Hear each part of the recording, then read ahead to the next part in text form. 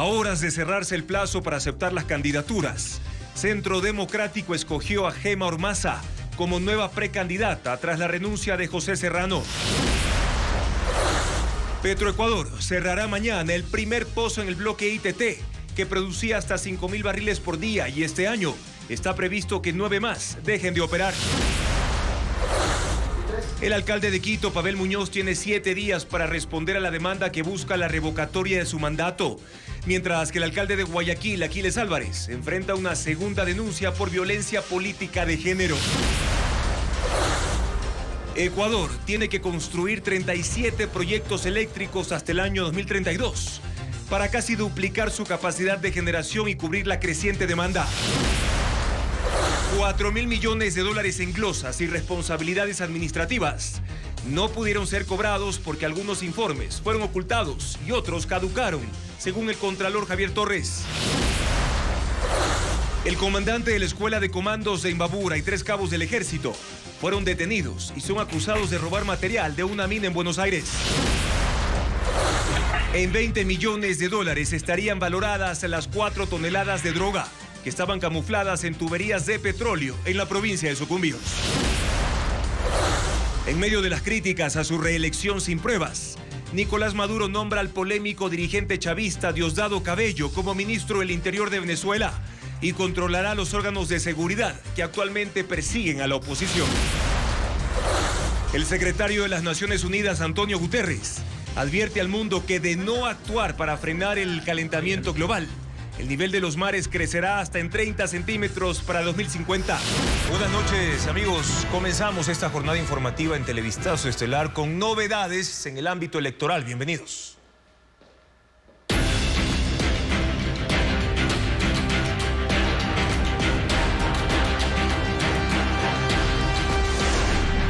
Binomios, hasta para regalar.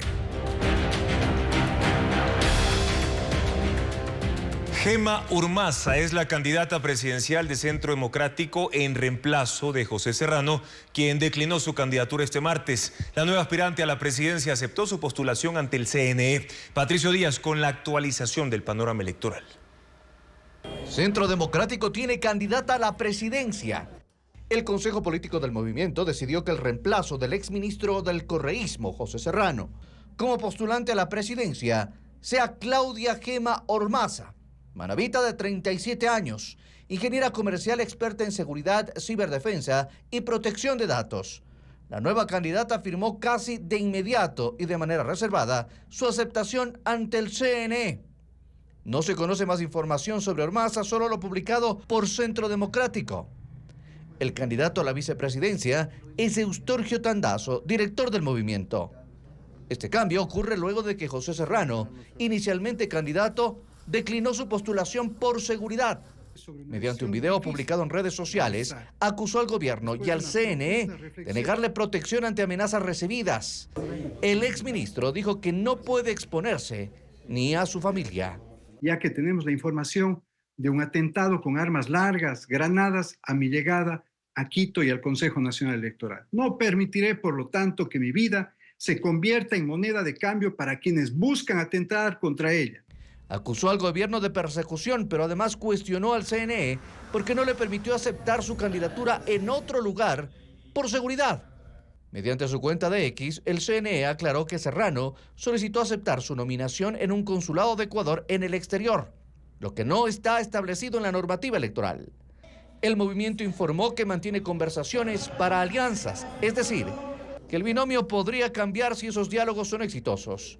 Centro Democrático participó en las mesas técnicas de organizaciones de izquierda que consensuaron un plan de gobierno, pero no aún un presidenciable. La opción de Centro Democrático desde un principio fue tratar de acordar una gran unidad. Por eso nosotros fuimos los primeros en llamar a un consenso y una unidad sin líneas rojas. El plazo se cumple el 30 de agosto. En estas mesas que buscan la unidad de las izquierdas, participan también la Revolución Ciudadana, Reto y Pachacutic. No, estamos haciendo un camino. Henry Cucalón, precandidato de Construye a la presidencia, firmó este martes la aceptación de su postulación junto a su aspirante a la vicepresidencia, Carla Larrea. Con ellos, los 17 binomios presidenciales cumplieron este requerimiento ante el CNE, que es uno de los requisitos para en octubre inscribir oficialmente sus candidaturas. La mayor parte acudió al Consejo y 5 candidatos firmaron la aceptación en sus convenciones de primarias. Cucalón estuvo acompañado de los candidatos a asambleístas por el movimiento Construye y en su discurso cuestionó al gobierno y a sus rivales políticos. Quienes gobiernan piensan que este olor se puede arreglar con tendencias de TikTok. Nosotros no. Quienes creen que apoyando a Noboa para que no regrese el correísmo, yo les digo, están equivocados. Son exactamente lo mismo. Si se los apoya, el Ecuador no tiene futuro, no tiene salida. Hoy aquí, al frente de ustedes, les decimos, Construye. Son las personas y el equipo preparado que sí saben cómo van a solucionar los problemas de la gente.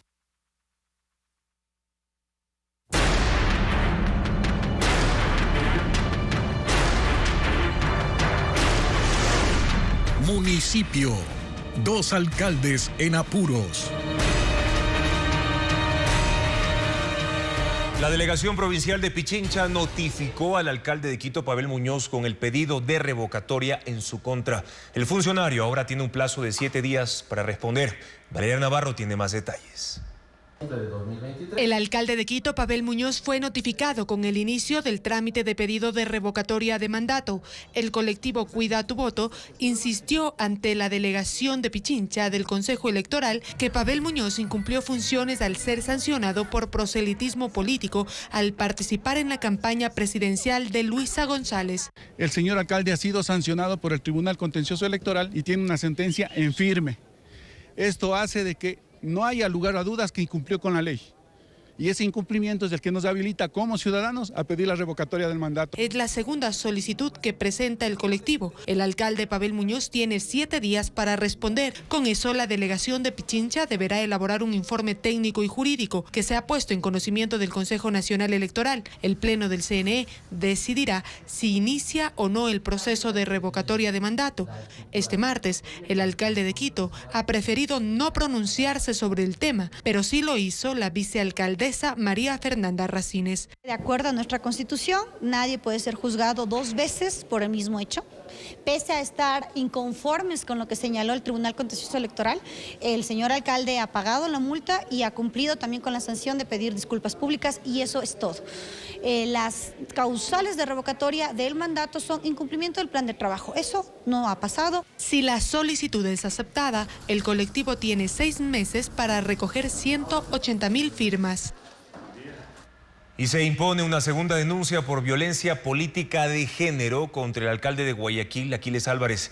En esta ocasión es de la concejal social cristiana Ana Choes, quien fundamenta su reclamo en afectaciones a varios derechos, incluyendo la libertad de expresión, por lo que pide que se le destituya del cargo. Fernando Terranova tiene más detalles en el siguiente informe. Concejal Ana Belén Choes. Buenas tardes con todos, señor alcalde. Esta sesión itinerante del Consejo Municipal de Guayaquil del 16 de noviembre de 2023 fue la última vez que la transmisión oficial del Cabildo enfocó a la concejal social cristiana Ana Choes. Desde entonces, cuando Choes interviene, solo se transmite su audio y la cámara muestra otros planos de los demás concejales o del público. Este argumento forma parte de la denuncia por violencia política de género presentada por la concejala Ana Choes ante el Tribunal Contencioso Electoral en Quito a través de su equipo legal. Choes argumenta que este trato diferenciador atenta contra su libertad de expresión. Al alcalde le molesta y le incomoda mis comentarios. Creo que está acostumbrado a que las personas no analicen, no revisen, no vean lo que están aprobando. En la denuncia, Choes fundamenta su reclamo en afectaciones a varios derechos. Sostiene que ha sido víctima de acusaciones públicas sin fundamento y comentarios denigrantes por parte del alcalde, quien ha cuestionado su desempeño en la empresa pública de acción social y educación DACE durante la administración municipal anterior. Usted está así por el tema de las tablets en la fiscalía. Entiendo que ya fue a rendir versión, ¿no? Y ese proceso continúa. Entonces usted, obvio, me odia. Entonces ese odio la nubla. Por eso es que este país está en la M, por perfiles así, que vienen solo a molestar y no a trabajar. Esta es la segunda denuncia por violencia política de género contra el alcalde Aquiles Álvarez. La primera fue presentada el pasado 18 de agosto por la asambleísta de gobierno Lucía Jaramillo. Él se refirió al respecto en su enlace radial. Nosotros, cualquier cosa que nos digan, nos rebotan, ¿no? Que nos pusieron una denuncia en el tribunal, bueno, que hagan lo que quieran. Nada va a hacer que yo no me enfoque en administrar Guayaquil. Sobre la segunda, todavía no hay un pronunciamiento. 2 denuncias ha presentado el gobierno en contra del secretario de la Asamblea, Alejandro Muñoz. Se lo acusa de cometer al menos 3 delitos tras haber anunciado que el legislativo no acatará el fallo judicial que le ordena retomar 3 juicios políticos que ya fueron archivados. La medida favorece a la ministra del Interior, Mónica Palencia, quien es una de las denunciantes. Luisa María Heredia con el informe. En cuestión de horas, el secretario de la Asamblea, Alejandro Muñoz, sumó 2 denuncias penales en su contra. La primera la presentó el viernes 23 de agosto Javier Jurado, ex legislador del correísmo, que ahora forma parte de la bancada oficialista, por los presuntos delitos de falsificación y uso de documento falso, por supuestamente modificar el texto de 2 leyes y luego buscar que se corrijan sin pasar por el Pleno nuevamente, y por usurpación y simulación de funciones públicas, por haber hecho una declaración asumiendo una postura institucional para anunciar que la función legislativa no acataría el fallo judicial que le ordena retomar 3 juicios políticos a exministros del gobierno de Guillermo Lasso, que fueron archivados por la Comisión de Fiscalización. La segunda denuncia penal le interpuso el mismo día la ministra del Interior, Mónica Palencia, aunque recién se conoció este lunes. Palencia considera que con el anunciado desacato a la decisión del juez que aceptó una acción de protección interpuesta por la también legisladora de ADN, Inés Alarcón, para que se reactiven los 3 juicios, se incurre también en un delito de acción pública, incumplimiento de decisiones legítimas de autoridad competente. Aunque no mencionó a Muñoz, en la denuncia incluyó varias capturas y transcripciones del video en que el funcionario aparece haciendo el anuncio y que fue subido a la cuenta de la red social X de la Asamblea el 22 de agosto como un mensaje al país. De no retomarse los 3 juicios políticos contra los ministros de Lasso, Palencia deberá enfrentar un proceso igual por incumplimiento de funciones, impulsado por el correísmo apenas culmine la vacancia legislativa el próximo 2 de septiembre. A favor de Muñoz, a quien Televistazo intentó contactar sin obtener respuesta, se ha pronunciado el presidente de la Asamblea, Henry Kronfle, quien justificó su actuación alegando que grabó el video y luego dio una rueda de prensa en el Palacio Legislativo sobre el anuncio, como vocero delegado por las bancadas legislativas que conforman la mayoría en el Pleno. Otra vez se difirió el juicio en contra de 2 vocales del Consejo de la Judicatura por tráfico de influencias. La procesada Maribel Barreno no se presentó alegando enfermedad. La fiscal Diana Salazar pidió que la traigan con la fuerza pública. Jacqueline Rodas cuenta lo que ocurrió hoy en la Corte Nacional. Por tercera ocasión, la audiencia de juicio del caso Vocales no logró instalarse. En el segundo intento, el tribunal ordenó que la procesada Maribel Barreno, ex vocal del Consejo de la Judicatura, acuda a la corte en persona, pero hoy no apareció. Según su abogado, esta madrugada Barreno se enfermó. Estas son las fotografías de la ciudadana mientras se encontraba internada en horas de la madrugada en la Casa de Salud a la que hubo de hacer referencia hace escasos minutos. La secretaria informó a los jueces que la procesada no ha entregado un certificado médico. La fiscal Diana Salazar dijo que la presencia de Barreno es obligatoria por ley y pidió que la traigan con la fuerza pública. Que se administren los recaudos necesarios para obligar a la comparecencia de la ciudadana a fin de garantizar la continuidad de esta audiencia de juicio y que en el peor de los casos la misma se suspenda hasta que ella o se presente voluntariamente o sea trasladada por la fuerza pública. La abogada de la Procuraduría solicitó al tribunal que imponga multas. Los jueces deliberaron por unos minutos y decidieron diferir la audiencia. Dieron 24 horas a Barreno para que presente un certificado médico avalado por la Red de Salud Pública y llamaron por 4ª vez para el 4 de septiembre. Maribel Barreno es acusada en esta causa por tráfico de influencias, junto con el ex vocal del Consejo de la Judicatura, Juan José Morillo, y el expresidente de la Corte de Pichincha, Vladimir Jaya.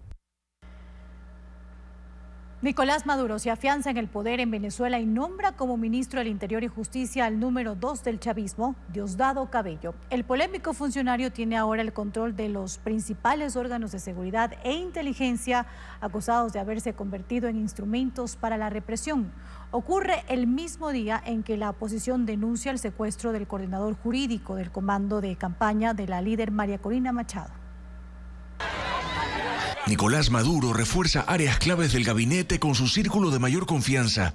A la vicepresidenta Delcy Rodríguez le entrega además el estratégico Ministerio del Petróleo. Ratifica en el Ministerio de Defensa a Vladimir Padrino López y le da el Ministerio del Interior y Justicia a uno de los personajes más polémicos del régimen. Diosdado Cabello Rondón, nuevo ministro del Poder Popular de Interior, Justicia y Paz y vicepresidente de Gobierno. Para la paz, paz, paz, paz. Diosdado Cabello, político y militar retirado, ocupó ese cargo hace 20 años con Hugo Chávez como presidente. Fue ministro de Obras Públicas y presidente de la Asamblea Nacional. Es el vicepresidente del Partido Socialista y uno de los hombres más influyentes en el gobierno. Ahora con poder sobre la Guardia Nacional, que es parte de Fuerzas Armadas, el Cuerpo de Investigaciones Criminales y el Servicio Bolivariano de Inteligencia. Sobre Cabello pesan acusaciones de corrupción, lavado de dinero y narcotráfico, y Estados Unidos lo ha acusado de dirigir el denominado Cartel de los Soles, integrado principalmente por militares venezolanos. A los mismos de siempre le va a llegar la justicia. Diosdado Cabello es quien ha sugerido que la opositora María Corina Machado debe ser detenida, así como el candidato presidencial Edmundo González, a quien la Fiscalía investiga en un proceso por usurpación de funciones y conspiración, entre otros delitos, por asegurar que él ganó las elecciones del 28 de julio. Edmundo González ha mostrado las actas que validan su triunfo. Ha sido citado ya 2 veces a rendir testimonio en el Ministerio Público y hoy por segunda vez no asistió. El fiscal general de la República se ha comportado reiteradamente como un acusador político. La oposición asegura que contra González hay acoso judicial, pero además hoy denunciaron el secuestro de Perkins Rocha, coordinador jurídico del Comando Nacional de Campaña de María Corina Machado. Ella reportó que fue detenido esta tarde por el Servicio Bolivariano de Inteligencia. Aún así, la oposición mantiene el llamado para una nueva manifestación en las calles de Caracas y otras ciudades en la protesta de este miércoles contra el régimen de Nicolás Maduro, al que acusan de haber orquestado un fraude electoral. El presidente de Nicaragua, Daniel Ortega, arremetió contra sus antiguos aliados de Brasil y Colombia. Ortega acusó a Luis Ignacio Lula da Silva y a Gustavo Petro de arrastrarse por negarse a reconocer la reelección de Nicolás Maduro sin que muestre las pruebas. Petro ya le respondió. Merlis González con los detalles de las tensiones. La reelección sin pruebas de Nicolás Maduro en Venezuela ha hecho más evidentes las fisuras entre quienes antes eran aliados en la región. Por un lado están los extremistas de Cuba y Nicaragua, atornillados al poder con comicios sin garantías de transparencia que apoyan ciegamente al régimen madurista. Por el otro, los elegidos democráticamente como Chile, Brasil y Colombia, que lo cuestionan. Contra los dos últimos arremetió el nicaragüense Daniel Ortega en una cumbre virtual de los países del ALBA. Si querés que te respete, respetame, Lula. Primero fue contra Luis Ignacio Lula da Silva, con quien rompió relaciones. Y la forma en que te ha comportado Lula ante la victoria es una forma vergonzosa. Te estás arrastrando también, Lula. Ortega siguió con Gustavo Petro, a quien acusó de servir a los intereses de Estados Unidos y de arrastrarse igual que Lula. Pobre Petro. Yo a Petro lo veo como compitiendo con Lula a ver quién va a ser el líder que va a representar a los yanquis en América Latina. La respuesta de Petro fue por su cuenta en Twitter, donde rechazó los insultos por querer una solución pacífica y democrática en Venezuela, y agregó: al menos no arrastro los derechos humanos del pueblo de mi país, y menos los de mis compañeros de armas y de lucha contra las dictaduras. Daniel Ortega insiste en defender el cuestionado triunfo de Maduro a toda costa, incluso ofreciéndole combatientes sandinistas en caso de que ocurra lo que denominó una contrarrevolución armada, como insinuando que Petro podría atacar Venezuela, pese a que esto no ha sido ni remotamente sugerido por el gobierno colombiano. Los trabajadores que no están afiliados pueden presentar su reclamo digital al Instituto Ecuatoriano de Seguridad Social, mientras que mujeres de 18 a 29 años de 5 provincias pueden postular a becas. Estos y otros servicios los detalla a continuación Valeria Navarro. Los trabajadores en relación de dependencia que no han sido afiliados al Seguro Social pueden presentar su reclamo en el nuevo canal virtual del Instituto Ecuatoriano de Seguridad Social, ingresando a la página www.ies.gov.es. En la sección de trámites virtuales se desplegará un formulario en línea. Los trabajadores deben adjuntar una copia de cédula de identidad o pasaporte, rol de pago, declaración del impuesto a la renta, reporte de pago de décimos, certificado laboral, acta de finiquito, contrato de trabajo o registro de asistencia. Estudiantes de octavo, noveno y décimo de básica o bachillerato pueden participar en la Feria Nacional de Innovación Educativa CREA con proyectos de arte y cultura, ciencia y tecnología o emprendimientos. Las inscripciones serán hasta el 12 de septiembre.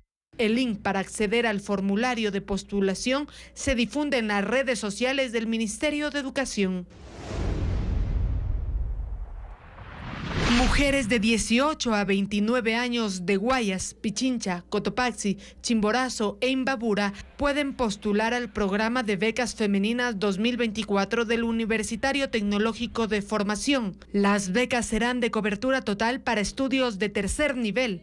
Las carreras técnicas durarán 2 años. La modalidad de estudio será virtual y las especializaciones disponibles son administración, contabilidad, diseño, marketing, comercio internacional, entre otras. Las inscripciones son en la página sga.formacion.edu.es/preinscrito. Las postulaciones se receptarán hasta el 20 de septiembre. Los requisitos son no tener un título de nivel superior, no tener un cupo aceptado y activo dentro de la CENESID y no estar cursando estudios en otro instituto. Vía decreto ejecutivo, el gobierno otorgó una amnistía migratoria a los venezolanos que viven en Ecuador. El proceso tendrá una duración de 8 meses, pero ¿qué protocolo se aplica para la verificación de antecedentes penales de los solicitantes? Bessie Granja con la explicación. El gobierno tiene 8 meses para regularizar a 96.980 venezolanos que viven en situación de movilidad humana en el país. Lo hará por medio de un proceso de amnistía migratoria que dispuso el decreto ejecutivo 370, publicado el pasado 23 de agosto. Así, la comunidad venezolana podrá acceder a una visa de residencia temporal de excepción, denominada VIRTE 2, que dura 2 años, plazo prorrogable una sola vez por el mismo periodo. Entre los requisitos constan formulario de solicitud de la visa, el cual será gratuito, pago por el valor de la visa y de la orden de cedulación, cédula y pasaporte hasta 5 años después de la fecha de vencimiento o la de su prórroga. No consta el certificado de antecedentes penales del país de origen. El decreto señala que será el Ministerio del Interior, mediante las alertas generadas por el Centro de Inteligencia Estratégica, en coordinación con la Dirección de Inteligencia de la Policía, el que determinará el riesgo o amenaza a la seguridad y estructura del Estado que puede presentar el solicitante. No obstante, se desconoce cómo Ecuador obtendrá la información de un extranjero venezolano en caso de estar vinculado a delitos en su país de origen, dado que Ecuador y Venezuela actualmente tienen rotas sus relaciones diplomáticas. El fundador de la empresa de tecnología Meta, Mark Zuckerberg, dijo que funcionarios del gobierno de Estados Unidos presionaron para que sus plataformas censuren contenido sobre el COVID-19 y un escándalo de negocios de la familia Biden. Los hechos ocurrieron desde 2020, como informa Ileana Suárez.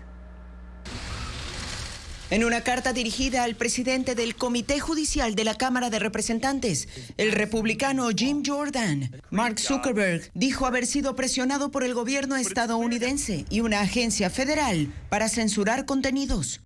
Señala que en 2020 silenció una historia del diario New York Post sobre los negocios de la familia Biden con una compañía ucraniana de gas durante la campaña presidencial y que lo hizo por ser una solicitud del FBI bajo el argumento de que el artículo era desinformación rusa. Pero en su carta Zuckerberg escribe: ha quedado claro que no era desinformación rusa y en retrospectiva no deberíamos haber detenido la historia. Hemos cambiado nuestras políticas y procesos para asegurarnos de que esto no vuelva a suceder. Por ejemplo, ya no degradamos temporalmente contenidos en los Estados Unidos mientras esperamos a los verificadores de datos. Y luego relata que, en 2021, altos funcionarios de la administración Biden, incluida la Casa Blanca, presionaron repetidamente a nuestros equipos para que moderaran ciertos contenidos sobre el COVID-19, incluyendo humor y sátira. Zuckerberg lamenta no haberlo denunciado antes.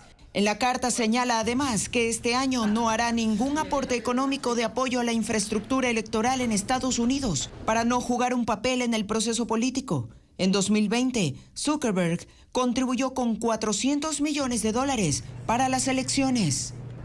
Cientos de trabajadores del sector judicial protestaron en la explanada del Ángel de la Independencia en Ciudad de México en contra del proyecto de reforma que impulsa el presidente Andrés López Obrador. El documento plantea la elección por voto popular de jueces, la reducción de la Corte Suprema y la creación de un tribunal de disciplina de los magistrados. Esto incluye elecciones para 1.500 puestos y que jóvenes recién graduados de Derecho puedan postular a estos cargos. Alegan que la reforma violaría derechos laborales y pone en riesgo la independencia judicial en México. Sin embargo, ya fue aprobada este lunes por una comisión constitucional de la Cámara de Diputados. Rusia ataca varias ciudades ucranianas con misiles y drones por segundo día consecutivo. La ofensiva agrava la situación de civiles por la destrucción de edificios y viviendas. Las zonas residenciales han sido alcanzadas por los bombardeos una vez más. Equipos de rescate intensificaron sus labores esta madrugada luego de un ataque masivo con misiles y drones. Las ciudades de Kryvyi Rog y Zaporilla tienen el mayor grado de destrucción y ahí se reporta la muerte de 4 personas. Hay también decenas de heridos. La búsqueda de otros sobrevivientes continúa entre los escombros. Los principales sitios atacados son un hotel, además de 6 edificios comerciales y 4 residenciales. El presidente Volodymyr Zelensky ha dicho que como la mayoría de los ataques rusos anteriores, este fue igual de vil, dirigido contra una infraestructura civil crítica, y que es hora de tomar medidas decisivas, haciendo un llamado a una operación conjunta de la Fuerza Aérea de Ucrania con la de países europeos. Este ataque se suma al de lunes, que dejó 7 fallecidos y la destrucción de las instalaciones de la infraestructura energética del país, cuando Rusia lanzó 200 misiles y drones contra 15 de las 24 regiones ucranianas, en un acto considerado como de represalia por la incursión militar de Ucrania en la región rusa de Kursk desde el 6 de agosto. Y en una operación especial, el ejército de Israel liberó a uno de los rehenes capturados por Hamas durante el asalto terrorista del 7 de octubre. El hombre es miembro de la minoría árabe beduina, residente en Israel, que trabajaba como un guardia en una comunidad judía. Un helicóptero militar aterrizó en las inmediaciones del centro médico Soroka en Beersheba, Israel. Trasladó a Kaid Farhan Al-Kadi, de 52 años, un hombre que pasó 326 días en cautiverio. En el hospital, los familiares corrieron a su encuentro. Kaid fue sometido a análisis médicos para determinar su estado de salud y han dicho que está en buenas condiciones. Es uno de los 8 miembros de la minoría árabe beduina secuestrados el 7 de octubre. Es residente de Rahat, una ciudad predominantemente árabe en territorio israelí, que el día del asalto terrorista trabajaba como guardián en una comunidad agrícola atacada por miembros de Hamas. Daniel Hagari, vocero de las Fuerzas de Defensa de Israel, dice: no podemos entrar en muchos detalles de esta operación especial, pero puedo compartir que los comandos israelíes lo rescataron de un túnel subterráneo tras información de inteligencia precisa. Hagari añade que aún quedan 108 rehenes de los que los familiares esperan noticias. Deben saber que no descansaremos hasta cumplir nuestra misión para traer a todos a casa, dijo. Buscaremos su retorno por todos los medios posibles. Y eso incluye la recuperación de los cuerpos de unos 30 rehenes que se sospecha que están muertos. El secretario general de Naciones Unidas, Antonio Guterres, lanzó un llamado de auxilio al mundo ante el acelerado incremento del nivel de los océanos. Durante el foro de líderes de islas del Pacífico, dijo que el mundo debe actuar antes de que sea demasiado tarde. Desde Samoa, durante el Foro de las Islas del Pacífico, el secretario de Naciones Unidas hizo un llamado urgente para detener el acelerado aumento del nivel del mar. Only by limiting warming to 1.5 degrees Celsius do we have a fighting chance of preventing the irreversible collapse of the Greenland and West Antarctica ice sheets and the catastrophes that accompany them. La Organización Meteorológica Mundial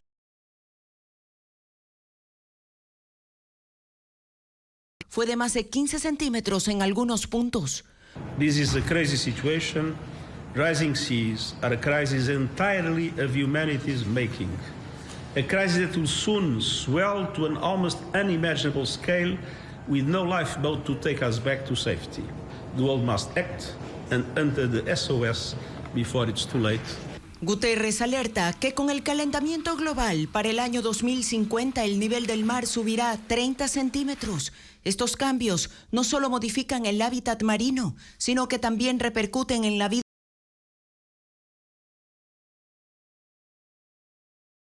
Próximo mes. Una comedia teatral, una presentación de danza ancestral y un stand-up comedy se presentan en espacios culturales de Quito, Guayaquil y Baños de Agua Santa en la provincia de Tungurahua. Más detalles con Vanessa Robles. Lo sabemos. La mitad de la sala está en un matrimonio que no quiere, ya yo sé. Impresentables. Es el stand-up comedy de Ave Jaramillo, Pancho Miñaca e Iván Ulchur, que llega al Teatro Nacional Sucre en Quito. Los actores recrearán situaciones cotidianas de parejas, familias y momentos laborales, desde la comedia e improvisación, que serán expuestas al público durante 1 hora. La presentación será el viernes 30 de agosto a las 7 de la noche y es apta para mayores de 15 años. Así que usted es la banda de mi mujer. El mismo lo presentó mi esposo. ¿Y por qué lo traes a la casa? ¿A dónde más lo voy a llevar? Se imagina que la señora de la casa invite a su amante a una cena romántica para presentarle a su esposo. De eso se trata la comedia teatral Cambalache, que se presenta en Guayaquil, un matrimonio que para salir de la rutina se permite tener otras parejas.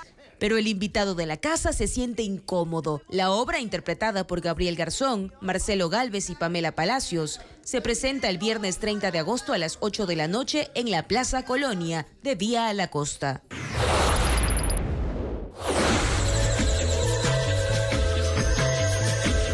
Aguana es la presentación gratuita de danza que se realizará este sábado 31 de agosto en el Parque Sebastián Acosta del Cantón Baños de Agua Santa. La función, con 20 bailarines en escena, recrea la identidad de los pueblos ancestrales de Ecuador y es organizada por la Casa de la Cultura de Tungurahua. Dura 1 hora y será a las 7 de la noche.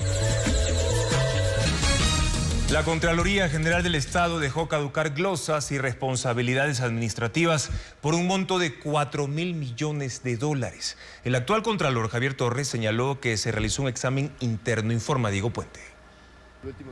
4.000 millones de dólares en glosas y responsabilidades administrativas no pudieron ser cobrados porque los exámenes caducaron y en algunos casos desaparecieron, según reveló el Contralor Javier Torres. La Contraloría realizó 3 exámenes a las direcciones más sensibles: la de responsabilidades, la de predeterminación y la de revisiones, y halló irregularidades. El Contralor Javier Torres indicó que solo en la dirección de responsabilidades se perdieron 1.500 millones de dólares, que ya existen sanciones internas y se entregó la información a la Fiscalía para que inicie investigaciones.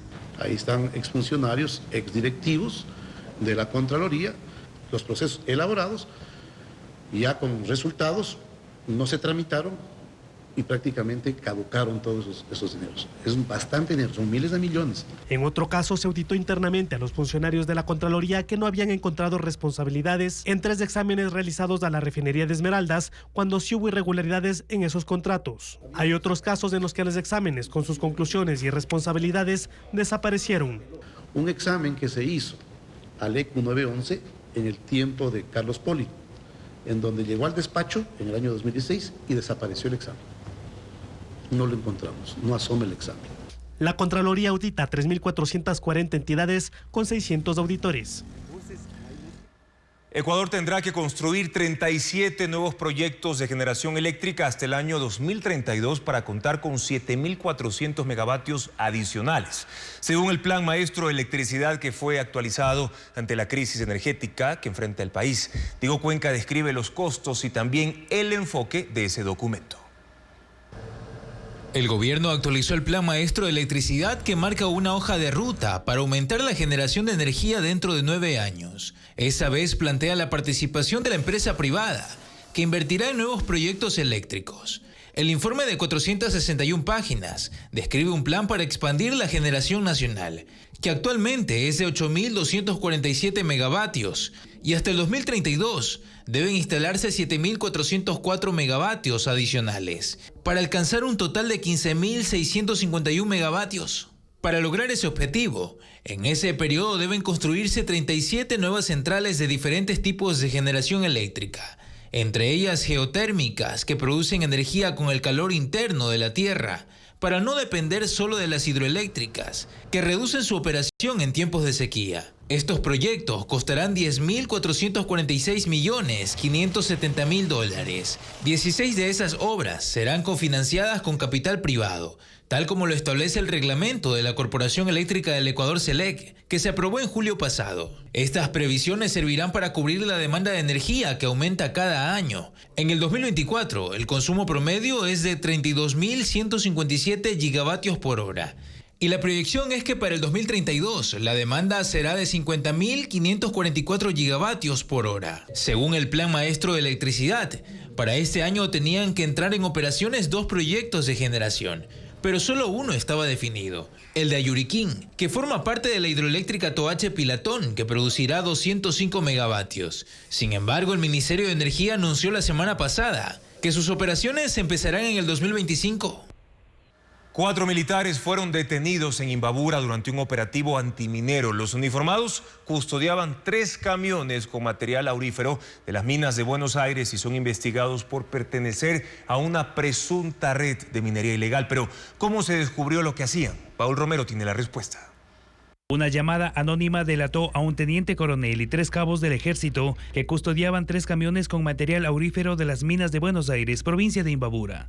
La policía detuvo la madrugada de este lunes a 14 integrantes de una presunta red delictiva, 8 ecuatorianos y 6 venezolanos, que transportaban 600 bultos con material aurífero de las minas ilegales de esta parroquia del cantón Urcuquí. Según el parte policial, la detención ocurrió a las 3 de la mañana, cuando los militares intentaron burlar el control policial para evitar la retención de los vehículos cargados con el material mineralizado. El valor de cada saco de material aurífero en las minas es de $80 y cuando llegan a los lugares de procesamiento superan los 200. El oficial detenido es el comandante de la Escuela de Comandos de Imbabura, que se movilizaba con 3 subalternos en una camioneta del Centro de Inteligencia Estratégica, según el informe de la policía. Esta institución aclaró que el vehículo fue vendido, no precisó cuándo, y que el nuevo propietario no registró el traspaso. La madrugada de este martes, un juez de Urcuquí dictó medidas sustitutivas a los 4 militares, quienes se defenderán en libertad, y ordenó prisión preventiva a los otros 10 implicados. Televistazo consultó a la comandancia del ejército al respecto y respondió que está recabando información para emitir un pronunciamiento. Durante el operativo de control se incautaron 4 vehículos, 3 fusiles, 4 pistolas, municiones, teléfonos, entre otras evidencias. En Socumbío se decomisaron cerca de 4 toneladas de droga camufladas en 100 tuberías de petróleo. El cargamento estaría valorado en $20 millones en el mercado internacional. Elizabeth Quesada con más información. Este tubo metálico de doble fondo se descubrió que era solo uno de los 50 cilindros de uso petrolero que ocultaban 1.980 kilos de marihuana. Durante un operativo de control, interceptaron el cargamento cuando era transportado en un camión plataforma en el kilómetro 7 de la vía Lago Agrio-Quito. El conductor intentó evadir el control, pero fue detenido. Una hora después, a 13 kilómetros, hallaron una vivienda abandonada en la que había otros 50 tubos de uso petrolero que contenían 1.860 kilos de marihuana. Con una cadena, los agentes extrajeron el rollo interior de droga, que medía 2 metros de largo. En total se decomisaron 3 toneladas 948 kilos de marihuana. Este cargamento está valorado en $20 millones en el mercado internacional, según las Fuerzas Armadas. El Consejo de la Judicatura declaró la nulidad parcial del concurso de jueces de la Corte Nacional y el proceso regresará hasta antes de las pruebas de confianza que fueron tomadas en julio pasado. Fabiola Santana con más sobre las consecuencias y las reacciones a esa decisión. El Pleno del Consejo de la Judicatura resolvió anular parcialmente el concurso de jueces y conjueces de la Corte Nacional de Justicia. Lo decidió en una retardada sesión que se instaló a las 7:30 de la noche y concluyó a las 10 de este lunes. Anuló la prueba de confianza, la prueba escrita y su recalificación y deberán repetirse. Con ello regresarán los 48 postulantes que no habían superado esas etapas, es decir, el concurso se retomará con 107 aspirantes. La nulidad parcial del concurso se tomó después que los observadores, el Colegio de Abogados y otras instituciones denunciaran irregularidades. Hubo un informe de asesoría jurídica, dirección de talento humano y transparencia de gestión que ratificó 2 irregularidades. La contratación de la empresa Métricas Web para las pruebas de confianza sin tener la experiencia y el cambio de metodología sin autorización en esa misma fase. El Pleno dio 15 días a la Dirección de Talento Humano para que haga cambios administrativos y normativos y aplicar una nueva metodología. También deberá aprobar un nuevo cronograma para retomar el concurso. La Corte Nacional de Justicia está incompleta desde 2019 tras una evaluación y destitución de magistrados. Y los ojos del país están sobre la designación de la Corte Nacional de Justicia por el poder que tiene ese organismo. Los jueces nacionales no solo juzgan a las más altas autoridades, también ponen al presidente del Consejo de la Judicatura, informa Jacqueline Rodas. La Corte Nacional es el máximo organismo de justicia ordinaria del país y ser uno de sus jueces es un cargo apetecido. Los 21 integrantes del Pleno tienen el poder de enviar la terna para elegir al presidente del Consejo de la Judicatura. También está en sus manos juzgar a las más altas autoridades, como presidente y vicepresidente de la República, asambleístas, magistrados constitucionales, consejeros electorales, de participación o superintendentes. Tribunales de esta corte, por ejemplo, condenaron al exmandatario Rafael Correa en el caso Sobornos o a Jorge Glass en el caso Odebrecht. Y al momento, jueces nacionales juzgan casos relacionados con narcotráfico y delincuencia organizada, como Metástasis, Purga y Plaga, en los que son procesados exlegisladores como Ronnie Aliaga o Pablo Muentes, el expresidente de la Judicatura Wilman Terán y la expresidenta de la Corte de Guayas Fabiola Gallardo. De ahí la importancia del concurso para elegir a los 10 jueces y 15 conjueces que hacen falta. El organismo está incompleto desde hace 5 años y permanentemente se llenan los vacíos con jueces inferiores en encargos temporales que se extienden indefinidamente. En la Corte Nacional de Justicia, además, se resuelven en última instancia todas las causas penales, civiles, tributarias, administrativas, laborales y de niñez y familia que llegan de todo el país. Mediante el recurso de casación pueden incluso anular sentencias. Tienen la potestad de emitir resoluciones de obligatorio cumplimiento cuando hay dudas normativas y presentar proyectos de ley sobre justicia ante la Asamblea Nacional. Pero los procesos para elegir jueces nacionales han fracasado uno tras otro. En inicio porque no se logró completar el número requerido por bajas calificaciones y luego por denuncias de irregularidades. Hasta este viernes, los consejeros de Participación Ciudadana pusieron el plazo para tener un reglamento para la selección del nuevo fiscal general del Estado. Sin embargo, hay 3 propuestas para modificar el borrador. Diego Puente describe cuáles son. En 7 meses, 12 días concluirá el periodo de la fiscal general Diana Salazar y cuando eso ocurra, el Consejo de Participación Ciudadana y Control Social deberá tener listo a su reemplazo. Sin embargo, esa entidad todavía no cuenta con un reglamento para el concurso de selección. Existe un borrador que presentó el consejero Augusto Verduga de la Liga Azul. 3 consejeros presentaron 3 propuestas para modificarlo porque no están de acuerdo con varios artículos. 4 son los que más les molestan. Que la falta de probidad notoria se limite a personas con sentencias ejecutoriadas y así no descartar a postulantes que tienen investigaciones por narcotráfico o corrupción. Que se haya eliminado del proceso de selección la presentación de la prueba oral de los aspirantes. Que no se puede impugnar a candidatos a la Fiscalía por la falsificación de documentos o por mentira en su postulación. Además, los consejeros piden que las impugnaciones que no tramite la comisión de selección puedan ser conocidas y tramitadas por el Pleno. Los consejeros impusieron como plazo presentar un documento final este viernes, pero su aprobación dependerá de la correlación de fuerzas al interior del Pleno del CPCCS. Según Juan Esteban Guarderas, nada está garantizado. Ahorita hay un peligro enorme en el Consejo de Participación Ciudadana, porque hay un grupo de 3 personas abierta y sin matices correístas, que es el señor Verduga, la señora Saltos y la señora Bonifaz. Basta que ellos corrompan a uno de los otros 4 para que ellos tengan una mayoría de 4/7. El consejero Andrés Fantoni cree que se pondrán de acuerdo y el reglamento estará listo este viernes. No obstante, Guarderas no es tan optimista. Pidió que se tome en cuenta una serie de aportes de organismos internacionales para incorporar al reglamento. Por eso cree que se tardarán 2 de los 7 meses que quedan para tener un documento claro y en el tiempo restante se logrará hacer y concluir. Este domingo 1 de septiembre llegará más personal a los puertos para tratar de mitigar en algo la congestión de tráileres en el terminal portuario de Guayaquil. Además, en los días con mayor demanda se va a extender el horario de atención, como lo informa Luis Alfredo Zúñiga.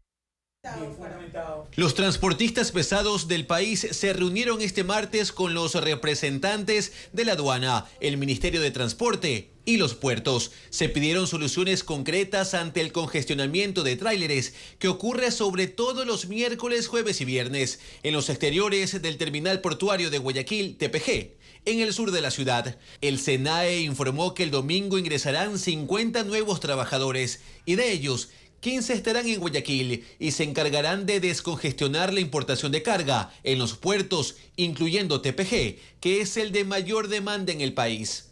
Hay 15 actualmente, se incrementarían en 15 más, que serían 30, pero hay que distribuirlos entre todos los depósitos. Está TPG, está Naportec, está Contecon, está Dipibol y también está Fertiza, por ejemplo. Además, desde septiembre se extenderá la jornada de trabajo, los días en los que el volumen de carga para importación se incremente. Y poder implementar dobles turnos cuando se requiera.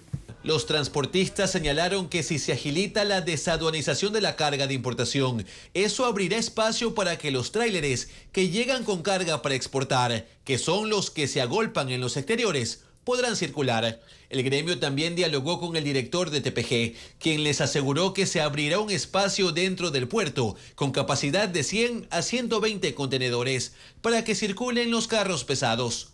Otra cosa que nos han dicho es que se va a desocupar más de 500 contenedores que aparentemente están en abandono y desocupar los espacios que están obstruyendo la operatividad normal. El presidente de TPG aseguró días atrás a Televistazo que el represamiento no se debe a que están recibiendo más carga de la que pueden manejar. Crisis ninguna, estamos adaptándonos a unas nuevas necesidades y apoyando a las autoridades a que resuelvan algunos problemas, pero crisis no tenemos ninguna.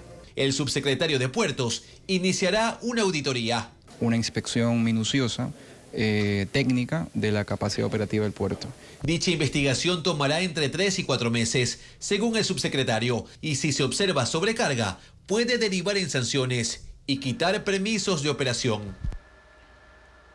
272 millones de dólares costará la implementación de la política pública para la erradicación de la violencia sexual en unidades educativas hasta el año 2030.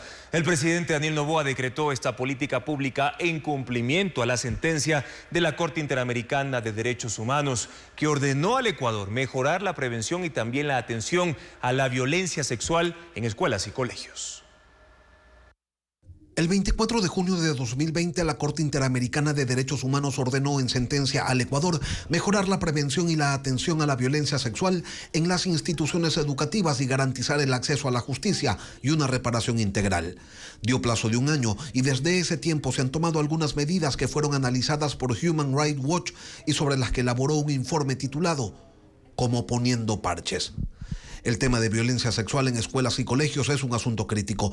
Desde el 2014 se registran 6.438 denuncias que afectaron a 7.303 menores de edad.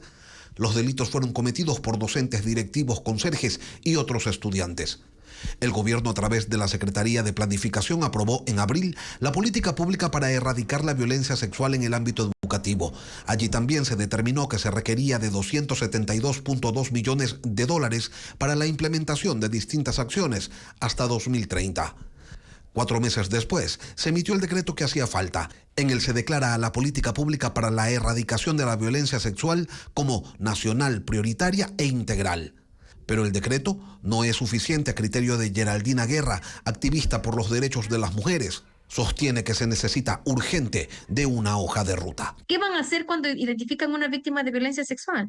Y si eso se detecta en el ámbito escolar y la niña o adolescente tiene que retirarse de su hogar, ¿a dónde la vas a mandar? Si el Estado está con poquísimos servicios, no tiene casas de acogimiento para víctimas adolescentes de violencia sexual. Según el decreto, en 3 meses la mesa interinstitucional, que estará conformada por los ministerios de Educación, Salud, Inclusión, de la Mujer, el Consejo de la Judicatura, la Fiscalía General del Estado, la Corte Nacional de Justicia y las Secretarías Técnicas de los Consejos para la Igualdad Intergeneracional y para la Igualdad de Género, deberán tener listo el plan operativo para la implementación y seguimiento de esta nueva política pública.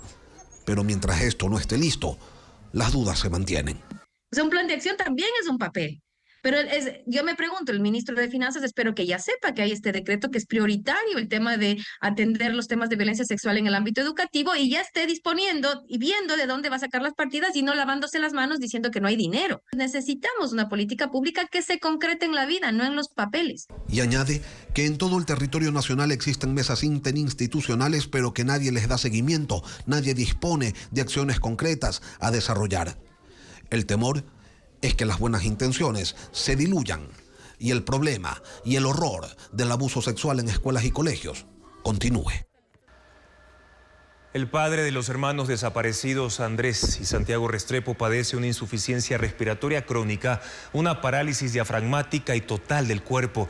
Por esta razón, su hija, mediante la red social X, hizo un llamado a las autoridades del país para que le permitan llevarlo a casa. Recordó la responsabilidad de la Policía Nacional en el caso e instó a la institución a suministrar los cuidados hospitalarios en el domicilio para que su padre tenga una muerte digna. Pedro Restrepo ha permanecido dentro de una casa de salud del IES durante 2 años. 290 hectáreas de vegetación han sido consumidas por un incendio forestal en el cantón Sichos, provincia de Cotopaxi. Hay riesgo de contaminación de vertientes de agua, de consumo humano incluso. Patricio Vira tiene más información sobre esta emergencia. Pajonales y extensos bosques de pino y eucalipto son arrasados por un incendio en el cerro El Púlpito, al oriente del cantón Sichos, en Cotopaxi. El fuego, que comenzó la tarde de este lunes, ha avanzado rápidamente, consumiendo 290 hectáreas de vegetación. El ascenso a la montaña se dificulta por la falta de senderos. Equipados con matafuegos artesanales, 25 bomberos de Sichos, Saquicilí y Latacunga intentan sofocar las llamas que amenazan con contaminar las vertientes que abastecen de agua a 5.200 personas en 7 comunidades cercanas.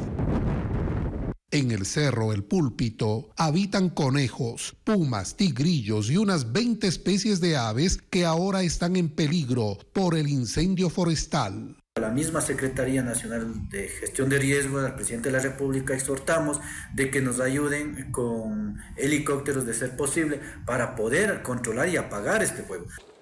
El fuego aún no ha sido controlado y avanza hacia la Reserva Ecológica Los Ilinizas.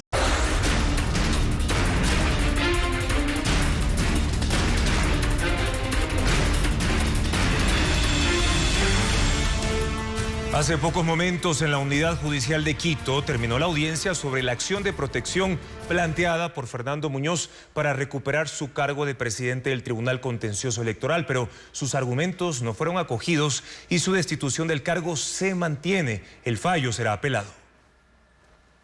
tribunal se ha tomado 2 horas y media para lisa y llanamente decir que se puede remover del cargo al presidente del Tribunal Electoral sin causa, sin procedimiento y sin derecho a la defensa. Ciertamente debo decir que uno de los jueces salvó el voto indicando que aquello constitucionalmente es imposible. El emblemático buque Escuela Guayas de la Armada del Ecuador visita países de Europa donde muestra la gastronomía y también los productos típicos ecuatorianos. Diego Cuenca describe la travesía que culminará en octubre. El buque Escuela Guayas regresó a sus orígenes, a Bilbao, en el norte de España, pues hace 47 años ese velero fue construido en los astilleros de esa ciudad europea. El buen trabajo hecho por los vascos, y es un barco que seguimos manteniendo hasta el día de hoy. Todos los demás han desaparecido y el único que queda. Entonces hemos venido a rendir un homenaje a los astilleros de Bilbao, a agradecer el barco que seguimos teniendo. Llegó con 154 tripulantes, quienes mostraron el folclore ecuatoriano mediante la música y productos típicos elaborados por 9 marcas nacionales, en especial el chocolate elaborado con cacao ecuatoriano. La embarcación de la Armada del Ecuador estuvo 3 días en el muelle Ramón de la Sota y zarpó este lunes rumbo al puerto de Lisboa, en Portugal. Ahí funcionará como oficina móvil consular, donde los ecuatorianos podrán realizar trámites. Saber que vienen, tener como un recuerdo de nuestro país, pues sí, estamos muy contentos. El buque de 23 velas culminará su travesía el próximo 11 de octubre, cuando arribe a Guayaquil, luego de visitar 14 países de América y Europa, como parte del crucero internacional Mar Báltico 2024, que es parte de la formación de futuras generaciones de marinos ecuatorianos. Y así llegamos a la parte final de nuestra entrega informativa. Gracias siempre por su confianza y sintonía de siempre, amigos. Mañana en el espacio de entrevistas, contacto directo con Lenin Artieda, estarán Luis Altamirano, excomandante general del Ejército, para hablar de la modernización de los manuales de uso legítimo de la fuerza en la policía y las Fuerzas Armadas. ¿Es lo que hace falta en la lucha contra las mafias? Además nos acompañará Patricia León, presidenta del Comité Paralímpico Ecuatoriano, para contar la expectativa de medallas en los Juegos Paralímpicos de París y los ecuatorianos que van a participar en ese gran evento deportivo. Los esperamos en la primera emisión de Televistazo a las 5:55 de la mañana. Gracias por su confianza. Buenas noches.